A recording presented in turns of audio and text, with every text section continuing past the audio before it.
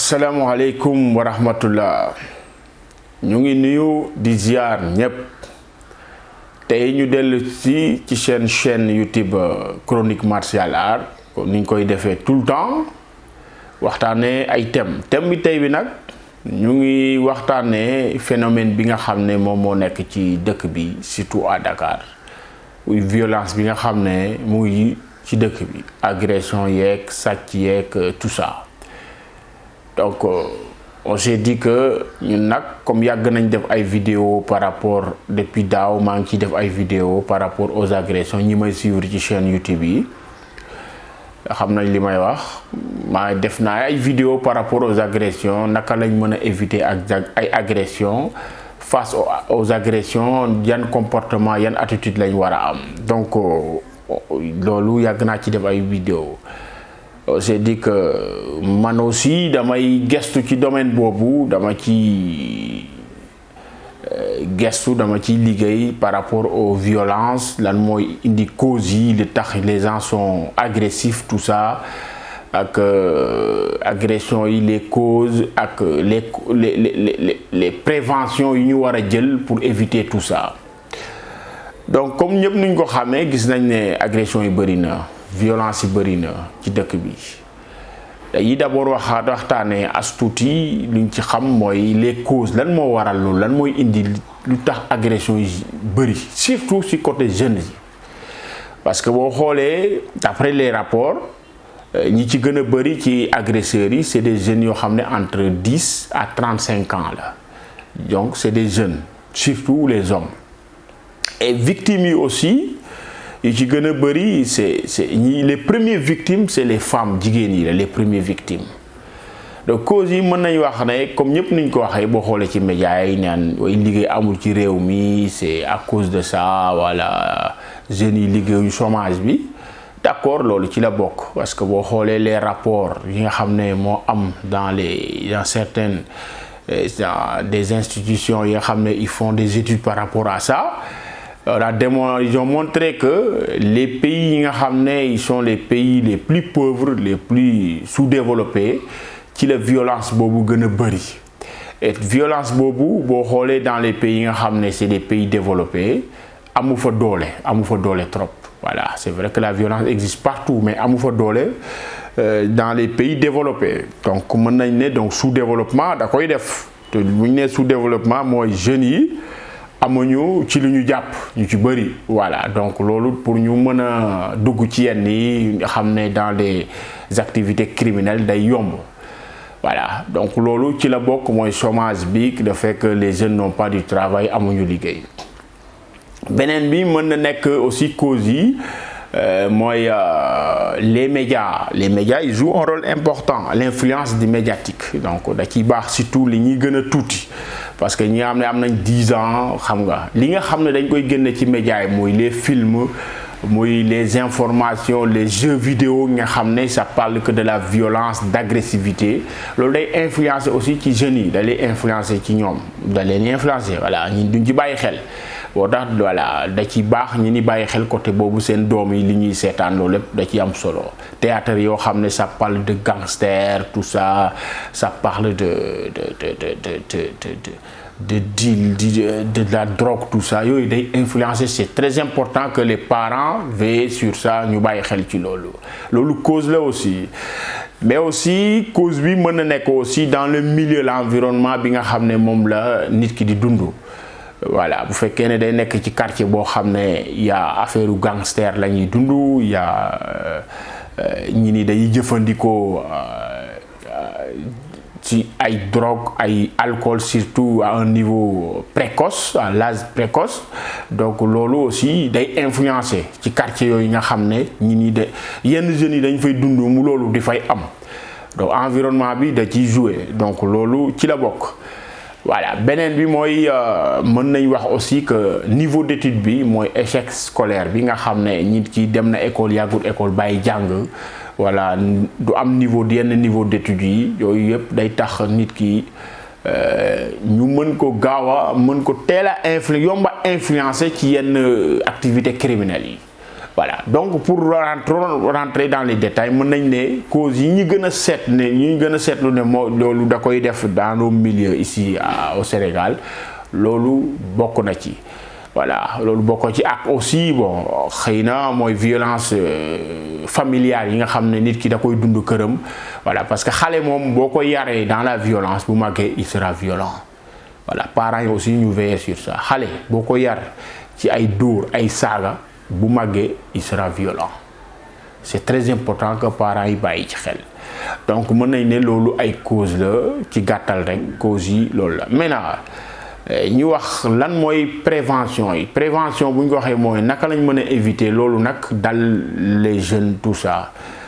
mën nañ ne comme ni ñu ko waxee il faut que jeunes yi am liggéey voilà il faut que état bi aussi taxawu les jeunes pour jeunes yi mën a am ci lu ñu jàpp parce que nit ki bu amee benn activité bu mu nekk boo xam ne da ciy concentré wu rek mën na ko bañ a dugal ci yenn kii voilà liggéey ñi ni jeunes yi il faut ñu utal leen ñu am ci lu ñuy jàpp il faut que ñu am liggéey boo xam ne parce que voilà nit ki nga xam ne aussi day toog war a ay parents mu war leen a yor fin du mois location xam ñëpp xam ne dund bi dafa cher voilà donc voilà nga gis ne yaa ngi ci milieu boo xam ne yow say parents amuñu lu ñu lekk amuñu lu ñu amoo loo leen jox te ils sont là sonn nañ nga gis à côté say moromu ñoo xam ne ñu ngi ci yenn activités yoo xam ne illicite di am xaalis yow pour nga dugg ci loolu muy góor ak jigéen day yomb donc moo tax il faut ñu ni am ci lu ñu jàpp voilà beneen bi mooy activité sportive yi état bi il faut mu taxaw ci voilà il faut ñu yokku activité sportive muy dans le football muy le basket muy les arts martiaux surtout les arts martiaux milieu bu ñu nekk parce que day canaliser la personne voilà lamb ji c'est bien gis nga am na mbër yu bari ñoo xam ne jeunes yoo xam ne peut-être nekkoon nañ ci domaine boobu grâce à la lutte lamb ji tax na ñu bàyyi loolu mais toujours daal il faut ñu yokk surtout les infrastructures sportives voilà salle de sport yi nañ ko yokk amul Dakar y a rien ñi ni amuñu salle de sport amuñ des milieux sportifs jeunes yi amuñ fu ñu footballé amul fu ñu fooyee loolu buñ ko amul rek dañuy dugg ci yeneen activité donc les infrastructures il faut ñu yokk ko salle de sport yombalal ñi ni accès ñu am accès ci sport bi voilà par exemple ñun dans les arts martiaux ñëpp xam nañ ne éducation la c'est une école de la vie ñun boo ñëwee li ñu lay njëkk a jàngal du technique yi déjà dañ lay yar bi voilà gis nañ ci ay club yoo xam ne ay jeunes yu bari ci loolu lañ nekkoon mais bu ñu duggee dans la salle tu trouves une autre famille da ngay trouver beneen environnement beneen milieu fii la musique ngay dem da ngay changer ba bàyyi lale carrément parce que les arts martiaux ñun moom ça c'est la philosophie on t'apprend à vivre correctement à être correct dans la vie à être quelqu'un un exemple dans la vie ça c'est l'objectif principal de l'enseignement des arts martiaux def naa ci benn vidéo mooy l'art martial mën na am benn participer ci formation des jeunes dans le côté positif donc loolu nañ faciliter les jeunes l'accès sur ça parce que boo xoolee ñun par exemple suñu quartier bi fii ñu nekk Nord Foire il y a pas de salle d'arts martiaux amut voilà benn terrain basket moo fi nekk amul am na terrain football de l'autre côté mais les terrains dans un quartier surtout les quartiers yu mag yi lu mu dee war na am 3 terrains de football voilà peut-être que voilà géej ñi ni yaa ngi dem géej mais ki nga xam ne géej bi daf ko sori mënul dem géej léegi ci ban activité lay jàpp donc ki bëggut a def football war na mën a dem defi basket wala handball wala mu dugg ci salle de fitness yi dugg ci salle de sport arts martiaux yooyu yëpp mais bu fekkee loolu l'accès n'est pas facile amu fa su ko defee te jeune âge bi muy nekk surtout adolescent deretam day laaj moom mu yëngu donc bu amut nag ci leneen lu mu jàpp rek à part l'école day dugg ci yeneen voilà donc je pense que loolu war nañ ko mën a def de telle sorte que mën na canaliser les gens beneen bi mooy aussi la prévention mooy yar bi l'éducation il faut que ñu yar xale yi voilà parce que xale yi mooy c'est l'enfant qui moom mooy devenir un agresseur il devient violent après donc yar bi il faut ñu yar leen yar bi nag mën na nekk à l'école mën na nekk mu jàngal ko diine alquran, mën na nekk ñu yar ko dans le cadre de sa religion ak bu mën a doon, parce que ñëpp xam nañ ne les religions c'est un moyen d'éducation, surtout l'islam ñi nga xam ne dañ leen yóbbu ci daara yi jàngal leen ñu xam seen diine. Voilà, mu bañ a yem ci jàng alquran, parce que nit ki bu jàngee alquran te xamul alquran bi lu muy wax ça sert à rien du tout. Mais l'éducation islamique c'est quelque chose boo xam ne soxlaw jàng, soxlaw dem di yóbbu nit ki école, bu mënta dem école muy xale muy mag, surtout les enfants, l'éducation de base muy l'éducation islamique mën na leen canaliser, parce que dina xam lan moo leen war, day xam ne jullit jullit de loo ñàkk-ñàkk da nga war a muñ nangu ndogal. Donc ñàkk bi nga ñàkk waru la pousser ngay dem defi leen loo xam ne neexut yàlla. Exemple lay joxe, xam nga loolu nit ki ñu yar ci loolu mu xam ko am yaqin ci loolu du dugg ci yenn yi. Mais bu fekkee ne nit ki aussi xamut loolu moom mooy waral nag comme ni ma ko waxee tantôt influencer les autres jeunes ñi nga xam ne sont dans le milieu criminel da facilement dafay dem parce que dafa bëgg a jàppale ay parents. Voilà, yar boobu mooy tax nit ki mën a doylu dans sa vie. wax naa ko les arts martiaux ñun loolu la ñuy jàngalee, il faut vivre selon ses moyens, bañ a net nit ku doylu, bañ a gis nit ñi yor na am nañ lële dama ko war a am, nit dafay war a doylu. Mais loolu xale bi pour mu xam ko ay parents wala milieu moo ko war a yar ci loolu. Donc parents yi aussi bu ngeen mënut a yar seen doom yi dugal leen ci école yoo xam ne dinañ am éducation de base. Loolu c'est fondamental. École yooyu mën na nekk à l'école arabe, l'école benn école bu mën a nekk même catholique, mais aussi ça peut être comme je l'ai dit dans les salles d'arts martiaux. Je répète encore, loolu ñi ni peut-être dañ koy, moi je suis un professeur d'arts martiaux moo tax j'insiste, parce que gis naa lu mu changer ci ay nit, lu mu contribuer sur la formation de beaucoup de personnes dans sama carrière, sama expérience bi ma ci am, moo tax j'insiste. Voilà, les arts martiaux boo ñëwee duñ la du coup de poing rek lañ lay jàng, on te donne une éducation de base pour que tu sois un exemple. Moo tax ñu ne les arts ñuy pratiquer arts martiaux du ñu xeex. Lu tax du ñu xeex? Parce que yar bi ñu leen yar ba de telle sorte que nit bu la saagaa nga mën a muñ saaga bi bon ko baal. Donc on devient zen, on devient calme, quelle que soit la situation difficile. Même boo xëyee yoroo dara ci sa poche day lay jàngale da nga war a mën a contrôler tes émotions. Voilà, donc tu dois accepter, comme je le dis souvent, accepter l'inacceptable. L'inacceptable mooy li nga xam ne nit normal du ko accepter, yow nag tu dois pouvoir accepter. Supporter l'insupportable, mooy li ñi nanguta si mënuta supporter, tu dois supporter ça. Donc c'est ça la prévention, éducation bi mooy fu mu mën a doon, l'éducation des enfants ça doit jouer un rôle très important. Léegi man ma am benn affaire, parce que violence bi du agression yi rek, di agression yi la ñuy gis, parce que nee nañ dee yi dafa bëri, mais boo xoolee képp bu ñu reyee kenn benn nit, mais il y a des centaines yoo xam ne ñu ngi tëdd hôpital ci ay gaañu yoo xam ne kenn du ko xam. Donc il faut que les gens comprennent ça aussi. bu déggee ne les décès homicides yi bëri na rek xamal leen ne am na ñu bëri ñoo xam ne ñu ngi tëdd seen kër wala hôpital à cause de ça ñoom ñu ngi am ay blessures graves, ñenn ñi voilà ils sont hospitalisés. Donc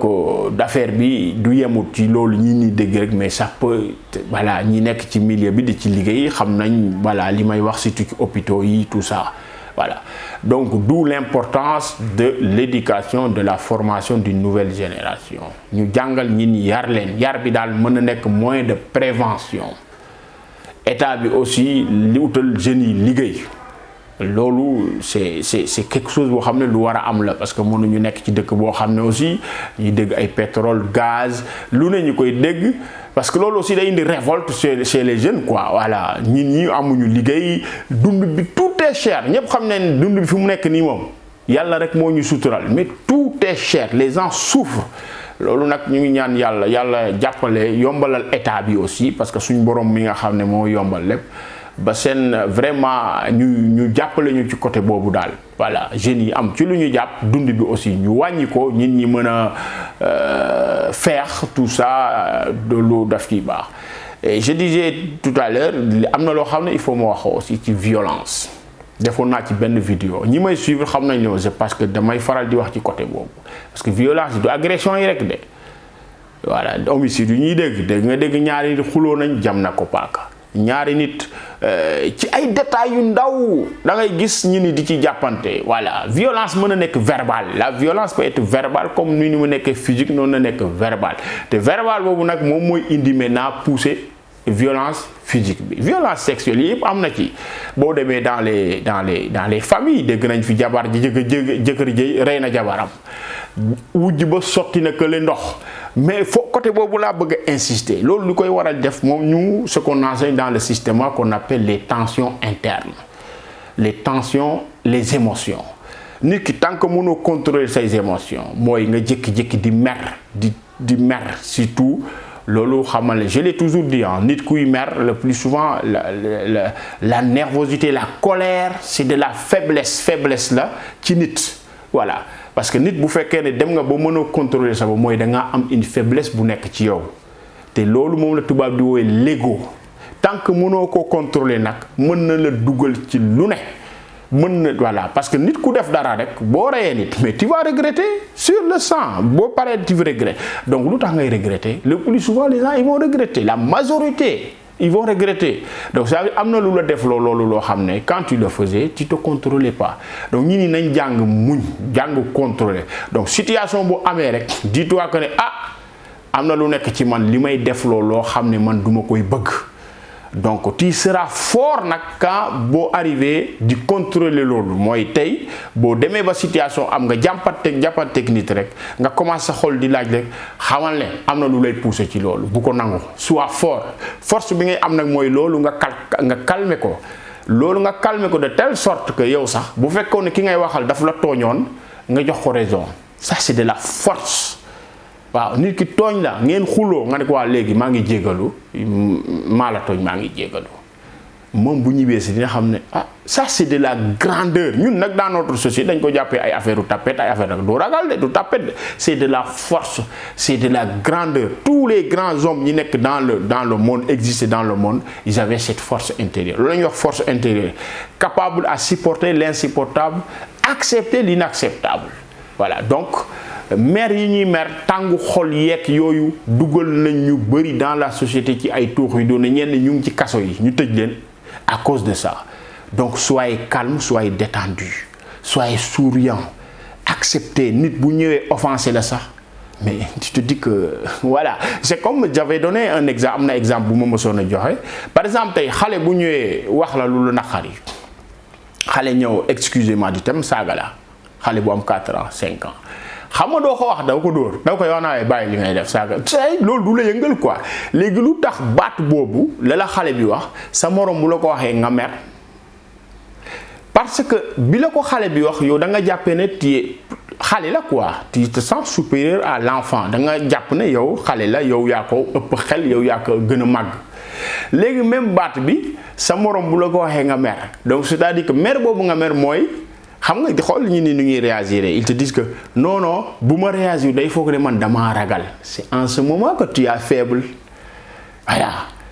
parce que da nga effectivement wóoluwoo sa bopp moo tax ngay réagir comme ça moo tax ngay mer di fuddu di kii parce que wóoluwoo sa bopp boo wóoloo sa bopp mu leen la personne kiy wax ak yow xëy na xelam moo tuuti yow yaa ko ëpp xel yow lii muy wax yow doo ko wax tu vas être calme. Da ngay gis yow voilà adrénaline bi du yéeg voilà mais koo gis adrénaline bi di yéeg ci situation yooyu rek ba dem ba ñu jamante di ci am ay homicide di ci am rek parce que am na ci koo xam ne c'est de la faiblesse boo xam ne contrôlé wu ko. Je répète encore nit koo gis muy gaaw a mer nit koo gis du mën a contrôler boppam na xoolaat ba xamal ne il a une faiblesse la bu nekk ci moom. Les plus grands hommes les plus forts mooy ñi nga xam ne situation bu am ne ak nu mu mën a ñëw ñu offensé leen sax dañuy wàcc dañuy calme mën a utiliser seen xel. Donc c'est très important loolu dama waxoon ne dinaa ko wax parce que violence yi du agression yi rek partout la ay homicide am na fi ñoo xam ne ci ay xuloo ay détails ay jox ma sama weccet yaa ma war li lu tax nga teg ma lu tax nga def ma ni ay affaire yoo xam ne c'est dépassé. Je pense que war nañ le monde bi fi muy évoluer keroog ndeysaan maa ngi waxtaan keroog ñuy maanaam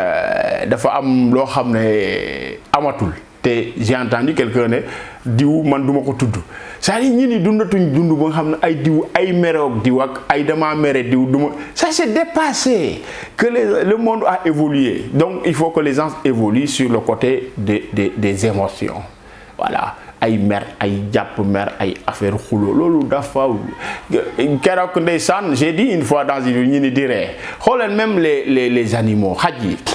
mës ngeen gis léegi jamono ji sax pour nga gis ñaari xaj yuy xeex c'est très difficile non franchement man dama def remarque ma ne xaj yi foo fekkoon xaj yi dañ daan xeex muus ak xaj daan ñoo gisante mais léegi ñoom ñooy toog pour dire que le monde tellement évolué que les gens nañ changé ay mer jàpp mer ay xuloo ay loolu dafa xewi ay nit ñi wax nga gis sa bopp loolu dafa il faut que les gens dépassent ce niveau soyons grands être grand nag mooy nga nekk nit koo xam ne même boo tooñee nit sax nga am grandeur ne ko ah sa waay vraiment man maa la tooñ maa ngi jéggalu nit ki tooñ na la nga xam ne lii ça risque de dégénérer ne ko waa léegi baal ma ak man maa la tooñ baal ma ak c'est de la grandeur c'est pas donné à n'importe qui c'est seuls les grands hommes nit ñu fort nit ñu am grandeur ñooy mën loolu nit ki tooñ la yow nga xam ne lii day dégénérer nga sourire avec un sourire nga ne waa léegi maa ngi jéggalu maa la tooñ baal ma ak rien que pour décanter la situation donc je pense que bu ñu demee ba am une société des personnes comme ça peut changer beaucoup de choses waxatuma sax ci mbedd mi mais surtout à l'intérieur des familles parce que famille yu bari problème yi dafa xóotan même dans les familles day gis ay nit ñoo xam ne dañuy tombante duñ tuddante c'est grave en plus on se dit nous sommes des musulmans un musulman t'as pas le droit donc d'où l'importance de l'éducation islamique bi ma doon wax parce que jullit bi day nekk nit koo xam ne day mën a muñ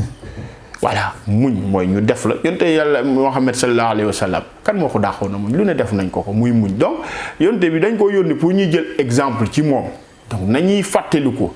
voilà des fois un jour maa ngi wax un jour sama benn copain fekk affaire yi dafa dëgër ma ne ko man de saay bu dëgëree rek bu ma xalaatee suñu yonente Muhammad sallallahu alayhi wa sallam rek damay giif parce que koo xam ne ab yonente la woon da daan toog xëy ci këram léeg-léeg sa cin du fa tàkk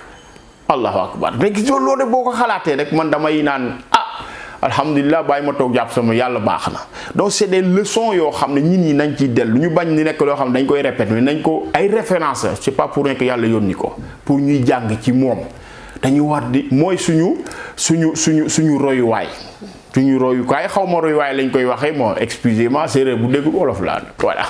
donc loolu lañ indi woon tey pour waxtaan lépp lu jëm ci violence yi ñi mën a calme xam ne violence amul njëriñ jeunes yi wax naa ci c'est des gens yoo xam ne le plus souvent bu ñu am 10 ans ils sont conscients il faut très tôt que parents yi commencer dugal leen ci ay école bu ñu leen mën a jël en charge parce que parents yu bari peut-être que voyage yu ñuy nekk activités yi du ñu mën a contrôler say doom nga dugal ko ci benn internat boo xam ne wala ci école muy français bu mu mën a nekk on pourra assurer l'éducation de l'enfant mu bañ a nekk uniquement sur le côté intellectuel mais sur le côté moral parce que côté moral lañ am problème éthique et moral moom lañ am problème ak civisme loolu lañ am problème mais intellectuellement l'intellect ñi am nañ xam-xam mais am nañ xam ne am na fa am lu des côté boobu vraiment ñu insister yar suñu doom ci côté yooyu ñu mën a nekk ay nit yu dal surtout nit yu dal ñi dañoo tàng les gens sont tendus ils sont trop tendus donc d'où l'importance dans le système on nous dit il faut être tout le temps détendu parce que nit ki quand la personne est détendue ça veut dire que il y a pas d'émotion qui te contrôle nit bu meree lu muy njëkk a def mooy day tendu nit bu meree rek nga gis yaram bi tàng il est tendu mu mer commencé voilà mais quand tu arrives à contrôler tes tensions ça veut dire que yow tu arrives à accepter des choses yoo xam ne ça peut décanter des situations donc nañ gën a góorgóorlu si réew mi ñun ñëpp a ko bokk ñu ku nekk daal jàpp ne tu dois être positif dans la vie dans cette société ku nekk comme li may wax rek nit boo nekkee ci société da ngay nekk dans le côté positif ngay jëriñ sa réew dans le côté positif ñi ni nañ gëm yàlla gën a muñ xam ne yàlla mi ñu bind bu ñu yàgg ñun ñëpp a fiy jóge donc am mujj bu rafet dara dàqu ko voilà donc nañ yaraat suñuy frères yi yar suñu doom yi ñun aussi ñu yaru parce que Sénégal am na waxoon naa ko fi ñi war a yar sax dañ leen war a yar fu mu toll nii donc violence bi bëri na yemut uniquement sur le côté agression vol mais amna benn violence bo xamné mu ngi suñu réew mi ñin ñaa ngi xuloo fii di saagante fii di ku nekk di weer sa mo ça c'est de la violence donc c'est pas la peine donc vraiment ñaan yàlla def jàmm ci réew mi musal ñu ci seytaane yàlla defar xol yi asalaamaaleykum wa rahmatullah à très bientôt.